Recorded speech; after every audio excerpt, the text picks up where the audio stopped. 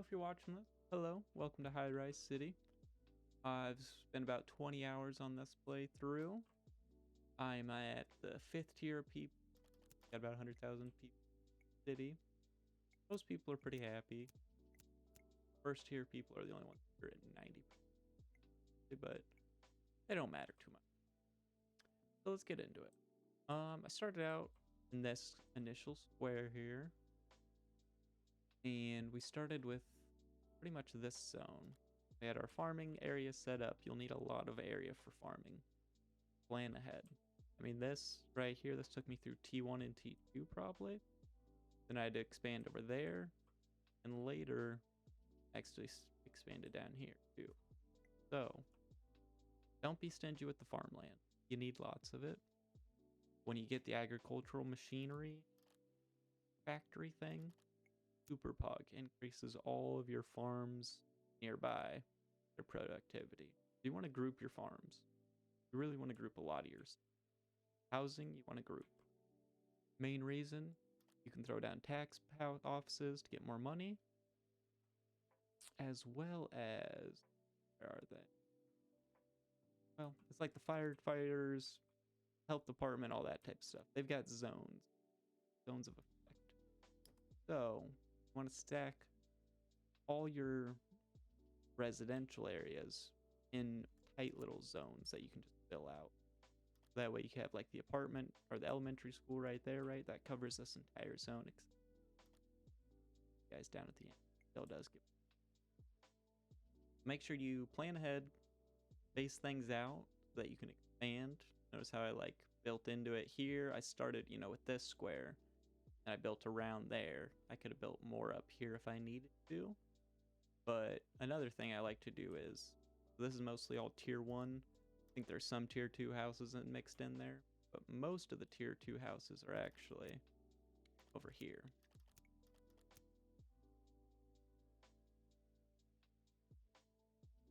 Tell that with that light color. So then we got tier 3 houses. Oh no, I'm sorry. Oh, I was totally wrong. Now 1 and 2s are over here. 3s and 4s are over here. That's how I had it diverted.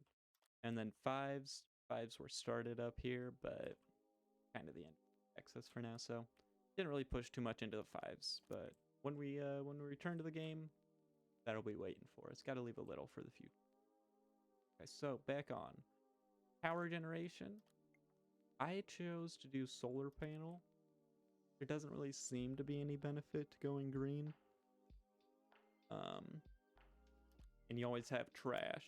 So honestly, the trash burner's probably pretty bug. The only reason I didn't like the trash burner, look at that area of effect. Huge. Covers almost the entire square that you're in. So if you're gonna do a trash burner, maybe think about putting it, on like this island by itself or something. But yeah, as you can see, I mostly went solar power, and worked pretty well. Honestly, I started with the small ones, replaced them to the medium ones. So you just stack them. They need a lot of area, but it works. Next, we'll talk about offices. Offices are very similar to residentials. The only thing is, or the big thing, rather, they're not affected by industrial weight. So like, for instance, that garbage burner we were just talking about, this wouldn't affect them. So they can hang out in the red zone, the purple zone, doesn't matter where they are.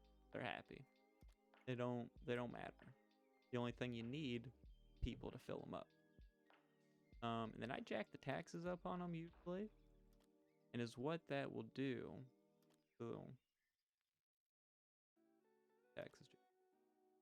So this will essentially lower the percentage of production, but give you more in taxes out of it.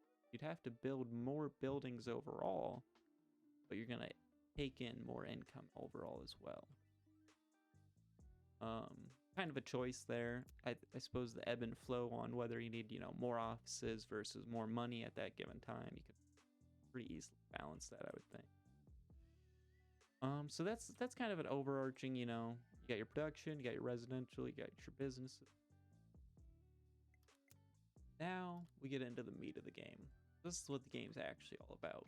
resource. Now, is what you'll be starting out with is the resources that'll be like wood, and that's it. I think you go wood into brick. The wood's really simple. Set up some lumberjack yards. You want them in the forest for better productivity. And then you'll want a national carrier next. National carriers pick up your resources and drop them off at their location, at their office building. And once the resource, the wood, makes it to this building, it can then be pulled out of any other national carrier. So you don't really need to plan, like, these are the furniture factories I started with.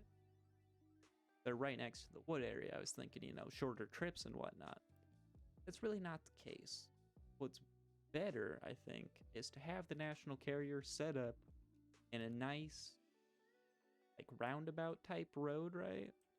Like this. So it can easily go around and pick up all the wood at a fast rate.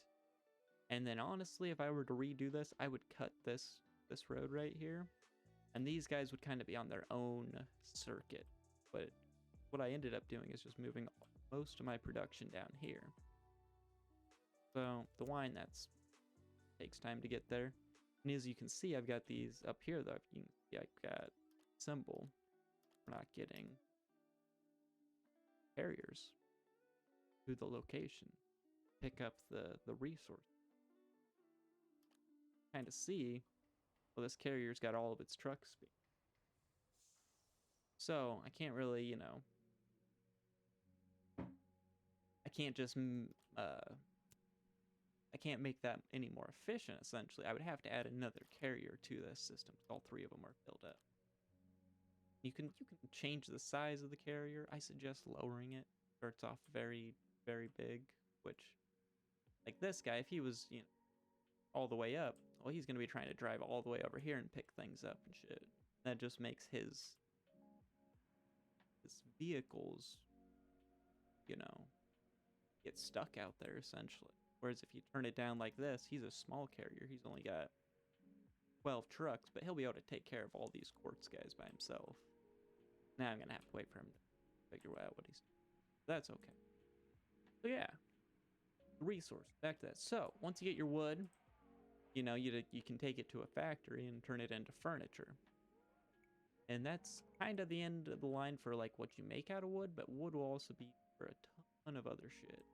Coal, make toys, buildings, like you constantly wood. After that, you go into clay. Clay, I ended up buying quite a bit of. I got a pretty decent production chain going, but just never have enough. Never have enough. Back here.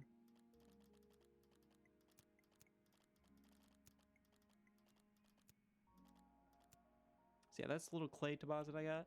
Honestly, if I would have, you know, gone all out, made a ton of clay zones, probably would have been all right.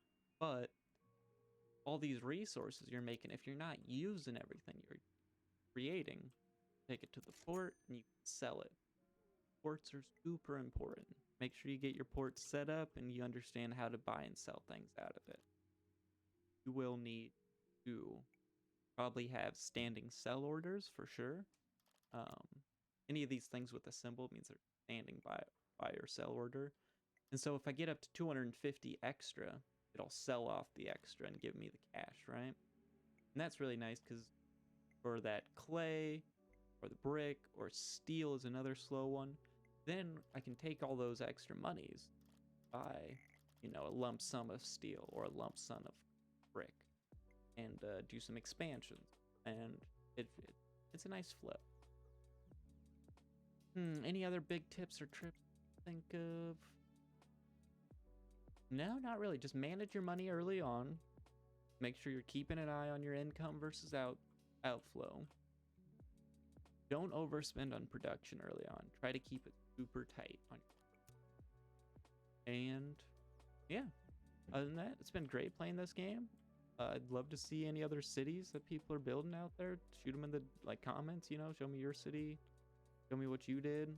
I would love to do another playthrough after really just after one good um what am I thinking? Like performance patch, you know, just get everything smoothed out, run it a little bit nicer, and I'd like another playthrough definitely. But past that, I'd like the roads be slightly changed up. The road building can be a little bit finicky. I can always get what I want, but you know, maybe I'll be a couple degree off, or things won't quite match out evenly. The only other big complaints for this game I can think of, it's not really a complaint, but it's more just the way it was. I initially looked at it, I thought it was going to be more of, you know, city builder, a little bit more stylistic, I guess. Whereas it's very much efficiency and production oriented, which, you know, I actually really do like. That's just not what I thought it was going to be going in. So I guess that's not really a complaint much as just me not doing my research. But yeah, this has been my little tips and tricks thoughts city tour video. Take a clip of it and put it on the old YouTube. Let's do like a little city tour. These buildings do look really. The building layout. And like this feels really nice. This feels very city-esque right here. Once you get up to this point, we're building these giant towers. You know, it kind of makes sense that they're all not right next to the road. You get some walking, you know, it feels good. Feels good. Zoom in, you know, super far though, and like the illusion kind of breaks, right? I mean, it's still kind of there, but like, you know, they could, I'm sure they could write a little script to flatten this, you know, this stuff out to the same level of the buildings and whatnot. Like there's just some small touch-ups, but as far as a base game, honestly, I'm impressed. Cool little leisure building there.